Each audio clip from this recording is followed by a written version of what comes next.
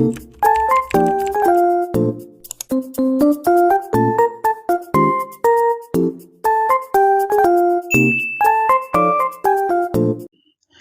teman-teman, Assalamualaikum warahmatullahi wabarakatuh. Welcome back to my video. Hari ini mari kita bahas lagi soal-soal untuk persiapan tes P3K dan SKB Bidan di 2024 ini.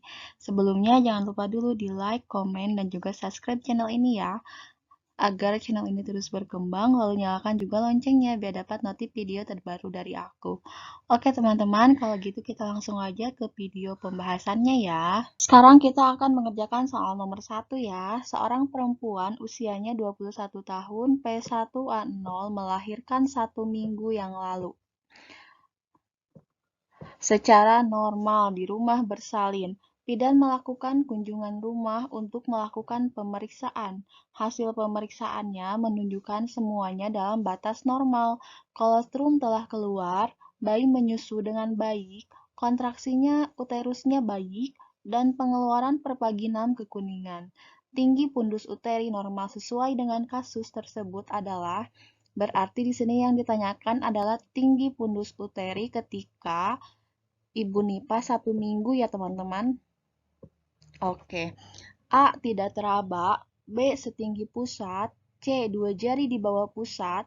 D. 3 jari di bawah pusat. Dan E. Pertengahan pusat dan simfisis.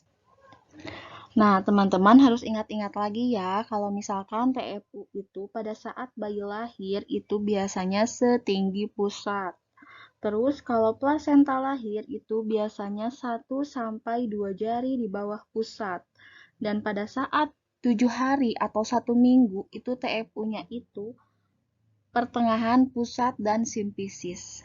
Dan pada 14 hari barulah TFU-nya sudah tidak teraba. Di hari ke-6 minggu itu TFU-nya normal dan pada saat 8 minggu itu TFU-nya itu normal seperti sebelum hamil. Dan di sini di soal itu yang ditanyakan adalah 1 minggu. Berarti TFU-nya kalau 1 minggu itu yang normalnya pertengahan pusat dan simfisis ya. Jadi jawabannya E ya. Soal nomor 2. Seorang ibu melahirkan anak pertamanya 35 hari yang lalu. Ia mengaku ingin menunda kehamilan. Nah, ingin menunda kehamilan berikutnya hingga anak usia 5 tahun. Tidak menyusui eksklusif. Hasil pemeriksaan TTP-nya dalam batas normal, ASI-nya positif, TFU-nya tidak teraba, tidak ada pengeluaran perineum, dan ibu bertanya kapan ia boleh melakukan hubungan seksual. Apakah KIE yang tepat nih untuk klien? Berarti yang ditanyakan adalah KIE untuk klien yang ingin menunda kehamilan sampai 5 tahun karena dia baru saja melahirkan. Oke. A. Boleh melakukan hubungan seksual kapanpun ibu mau. Ini kita bisa eliminasi ya. Kenapa kita eliminasi? Kalau misalkan kapanpun ibu mau, dia otomatis belum ber-KB, teman-teman. Jadi itu tidak boleh ya, karena kalau misalkan ibu nifas yang belum ber-KB terus dia berhubungan seksual, itu bisa aja si ibunya menjadi hamil. B. Boleh berhubungan seksual setelah 40 hari nifas, cuman si ibunya harus KB dulu sebelum melakukan hubungan seksual karena di soal si ibunya itu ingin menunda kehamilan sampai 5 tahun berikutnya. Jadi ini juga salah ya. Terus yang C, boleh berhubungan seksual setelah darah nifas habis. Ini juga kurang tepat karena harus KB dulu agar si ibunya tidak hamil gitu. D. Boleh berhubungan seksual setelah menggunakan kontrasepsi. Nah, ini jawaban yang tepat ya. Jadi, sebelum melakukan hubungan seksual, si ibu harus dipastikan dulu sudah ber-KB atau menggunakan kontrasepsi. Kenapa? Karena di soal dijelaskan bahwa si ibunya itu baru aja nifas dan juga ingin menunda kehamilan sampai dengan anak usia 5 tahun ya. Kalau E, boleh berhubungan seksual setelah ibu merasa nyaman. Ini juga kurang tepat ya. nanti bisa terjadi kehamilan yang tidak diinginkan kalau misalkan si ibunya berhubungan seksual sebelum menggunakan KB gitu atau kontrasepsi. Sekarang soal nomor 3 ya, seorang ibu postpartum melahirkan anaknya 2 hari yang lalu di BPM. Ibu berencana untuk pulang. Kapankah ibu dipesan untuk melakukan kunjungan ulang? A. 3 hari postpartum, B. 6 hari postpartum, C. 14 hari postpartum, D. 28 hari postpartum, E. 42 hari postpartum. Nah, ingat-ingat lagi ya teman-teman, kalau misalkan kunjungan NIPAS itu ada jadwalnya. Yang pertama itu ada KF1 ya. Kalau KF1 itu kunjungannya itu si ibu di 6 jam sampai 48 jam. KF1 itu ya. Terus kalau KF2 itu waktunya di 3 sampai dengan 7 hari teman-teman kunjungan ibu nipasnya.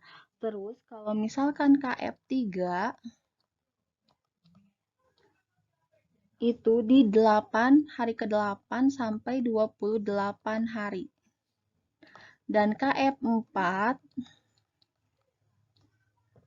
itu hari ke-29 sampai dengan 42 hari. Nah, di sini kan si ibu ini pulang di hari kedua nih. Berarti ini kan KF1 ya masuknya. Berarti sekarang selanjutnya itu adalah kunjungan ulang di KF2, teman-teman. Di 3 sampai 7 hari. Otomatis jawabannya kalau misalkan 3 sampai 7 hari berarti 6 hari postpartum. Jadi hari ke-7 ya. Gitu. Jadi jawabannya adalah B ya. Soal nomor 4. Seorang perempuan umurnya 25 tahun, P1W0 datang ke PMB untuk konsultasi, menyusui karena akan kembali bekerja. Hasil anamnesisnya menyusui secara on demand, belum mendapat head, umur bayi 2 bulan, ASI lancar, hasil pemeriksaannya KU-nya baik.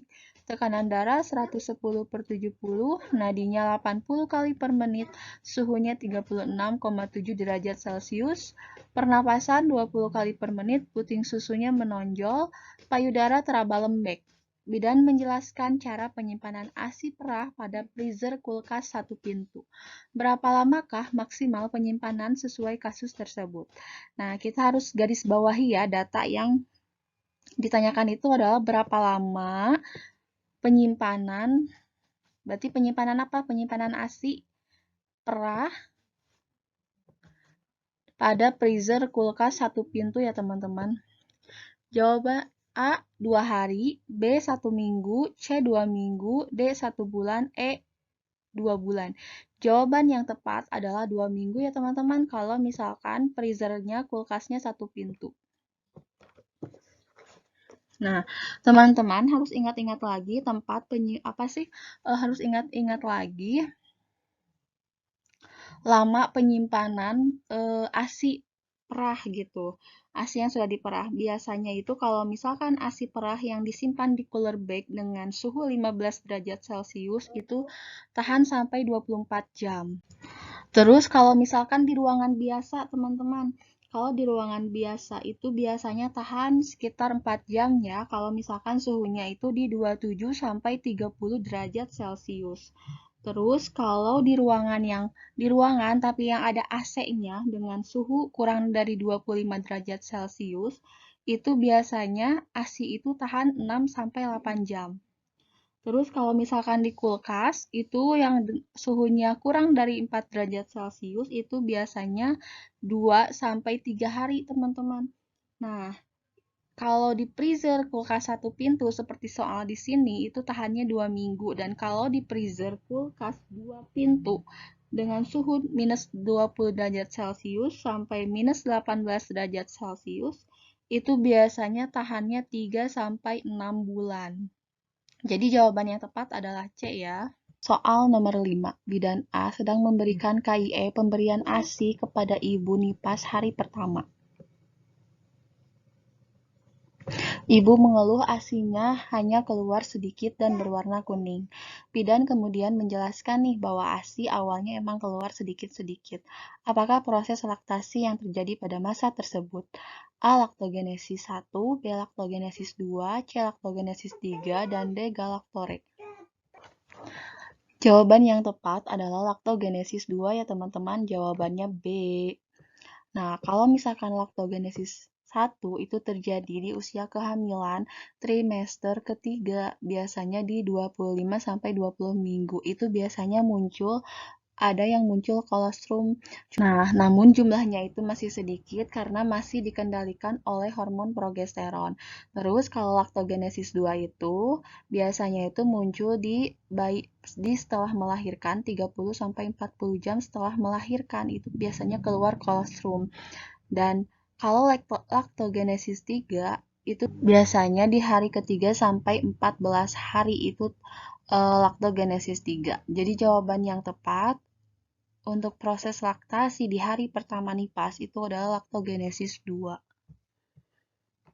Oke teman-teman, cukup sekian video pembahasan kali ini. Terima kasih sudah menonton video aku. Sampai jumpa lagi di video selanjutnya. Untuk teman-teman yang sedang mempersiapkan tes dan ingin belajar dari buku, teman-teman bisa pelajarin buku yang aku rekomendasikan. Boleh lihat di keranjang YouTube atau di description box ya. Kalian bisa lihat buku yang aku rekomendasikan yang menurut aku itu cocok banget untuk persiapan tes SKB maupun P3K. Dan untuk teman-teman yang ingin belajar manajemen waktu, teman-teman bisa ikutan tryout. Tryout juga nanti aku sertakan linknya di description box. Dan untuk teman-teman yang ingin dapat potongan harga dari TO, nanti boleh masukin kode voucher potongan harganya. Oke teman-teman, cukup sekian. Assalamualaikum warahmatullahi wabarakatuh.